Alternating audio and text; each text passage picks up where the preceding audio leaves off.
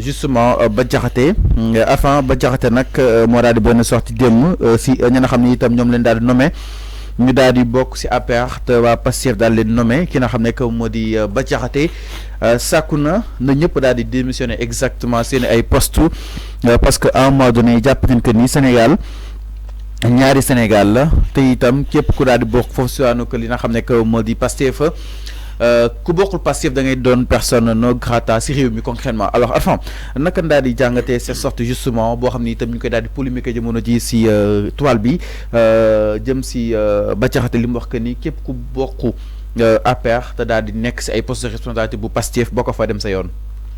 Bah Diakhaté dafa gàcce moo ko jàpp rek. mais gàcce si lan. non gàcce moo ko jàpp parce que ñoom Benno Bokk Yaakaar musuñu nommé ku dul Benno Bokk Yaakaar. tey bu ñu gisee changement bii nii waa Pastef di nommé waa Benno Bokk Yaakaar wala waa APR gàcce dafa lay jàpp da ngay xam ni yow mosoo ko def bi nga amee 12 mandats 12 ans 2 mandats Macky Sall musul nommé ku bokk Pastef am na wala amul est-ce que mës ngeen gis Macky Sall mu juum bay nommé ku bokk Pastef pourtant Pastef était là depuis 2014. avec des cadres. avec des cadres. 2014 la ñu créé Pastef 2014-2015. Macky Sall 2012 la ñëw au pouvoir donc Pastef fekkee na premier mandat Macky Sall fekkee deuxième mandat Macky Sall mais est-ce que mës ngeen gis Macky Sall mu nommé un membre de Pastef amul moo tax ma ne la Bah Diakhaté gàcce moo ko jàpp. mais ban gàcce Arfan. parce que ñu dañoo nommé seen nit. nee na instant bii nii. dañoo nommé seen nit mooy la dignité l'exige exactement dama ne dañoo nommé seen nit. Diomaye dafa nommé des gars de APR parce que dafa jàpp ni Sénégal ñëpp la il est le président de tous les Sénégalais c'est là où je suis d'accord avec Diomaye parce que il est le président de tous les Sénégalais war na nommé ku ne moo tax ma ne la tey waa Benno Bokk Yaakaar bu ñu taxawee tey appelé à leurs militants wala à leurs membres qui ont été nommés par le président Bassirou Diomaye Faye de démissionner parce que dañoo ruus gàcce moo leen jàpp. Macky Sall a préféré nommer ay mbokkam wax nañu fii ba ñu wax ni sa ne dog ko bandum existé woon na fii premier ministre Amadou Ba commandé conseil social et environnemental Abdoulaye Daouda Diallo King Fahd Palace Racine Sy RTS Racine Talla non mais c'est ça Macky Sall ne dog ko bandum ça existe c'est un fait palpable boo xamante gisoon nañu ko fi. Mountaga Sy Port. Mountaga Sy Port merci. Tu vois ay Sy Tall Ba. Arfan mais c'est ça la réalité bu si dugg Arfan. mais c'est ça. Arfan bu si dugg tey aujourd'hui bu fekkee dañu nekk di nommer ay nit yoo xamante ne kenn xamu leen kenn waxul ni que Ndiaga Ñaaw la ñuy dëkk wala Casamance la ñuy dëkk. Aujourd'hui, le mérite revient au président de la République et son équipe. Ils sont en train de nommer tous les dignes fils, je dis bien les dignes fils de ce pays. Mais on ne nomme pas des gens appartenant à une localité. Comme l'a dit la dame là, Awa Bokarli, les gens appartenant au Fouta. Au Fouta. Racine Sy, Mountaga Sy, Amadou Ba, Abdoulaye Daouda Diallo. Voilà les personnages de Macky Sall. Le Sénégal appartenait à Fouta ñoom ñoo ko doon def il le parlait même ñoom dañ ko doon wax ci seen langage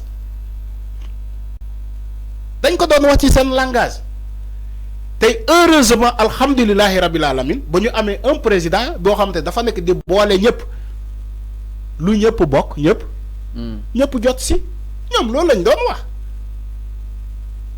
la patrie avant le parti c'est ce qui se disait non waa Pastef ba ñu ñëw au pouvoir le président ce qu'il a fait c'est démissionner des instances de son poste de politique de Pastef pour mën a nekk le président de tous les Sénégalais donc Bah Diakhaté bu waxee loolu ma wax la ni gàcce moo ko jàpp ñoom bu ñu sañoon tey ñu ñëwaat au pouvoir bay defaraat jekk-jekkalaat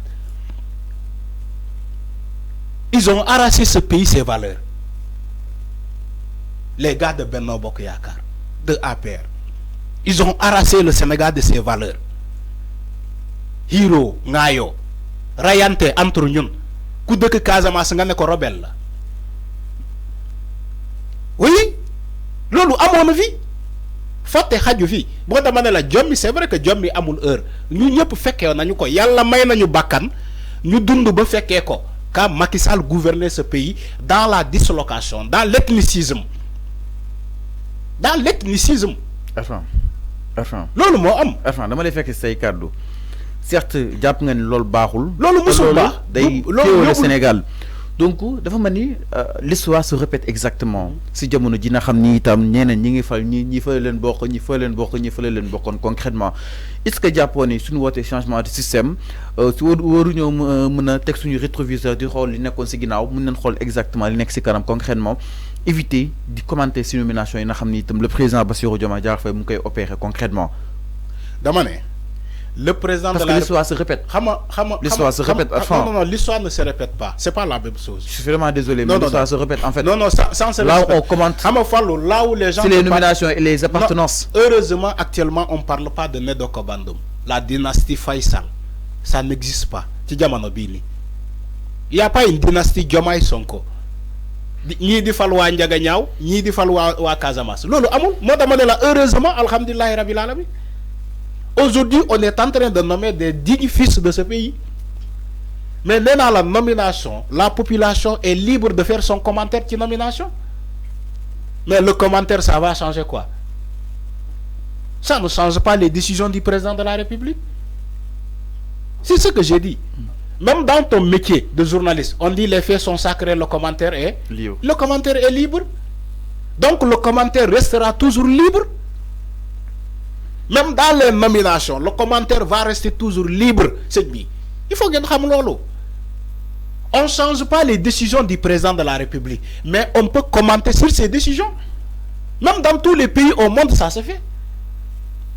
Macron, là, tu crois que les Français iberi avec la fermeté de ce qu'il a dit des Africains. Nous y reviendrons. Pour eux, les Français. Là, ils ont commenté sur ce que Macron a dit. Okay. Donald Trump, il fait un discours. Les Américains commentent sur ce qu'il a dit. Les décisions qu'il a décidé de prendre, rapatrier tous les sans-papiers. Beaucoup d'Américains n'étaient pas d'accord parce qu'ils ont dit que cette décision-là vise uniquement les Noirs. C'est ce que les Américains de couleur noire ont commenté.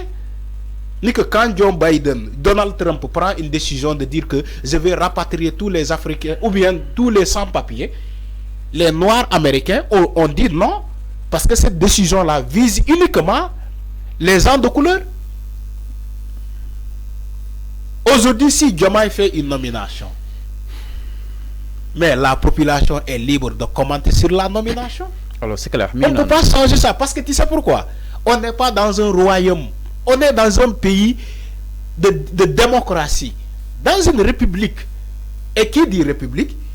Il y a liberté de penser, liberté de ton et d'expression. D'expression. Okay. C'est ce que je veux dire. Mais on ne menace pas un président de la République qui est en fonction. Alors, tu dis oui, j'exige. Okay. Non, ça ne se fait pas. Alors, c'est clair. Tu peux soumettre des propositions. Tu peux amener aussi des manquements. J'ai vu quelqu'un hier, je crois, quand il s'appelle comment? C'est qui Mafia Kach. Mafia Kach. Mais Gisna Borom Mafia Kach, une lettre ouverte qui le compte X. Moi, j'attribue cette lettre ouverte au président Diomaye. Mais pas pour critiquer, mais pour donner des manquements. Est-ce que le gars, quand il écrivait ce Mafia Kach Bobo, mais il n'imposait pas le président de la République. Il dit, est-ce que ça et ça, est-ce que Doudafli, est-ce que à la place de l'autre, est-ce que Mounoukou Dafli, le gars a donné des propositions. C'est comme ça qu'on fait.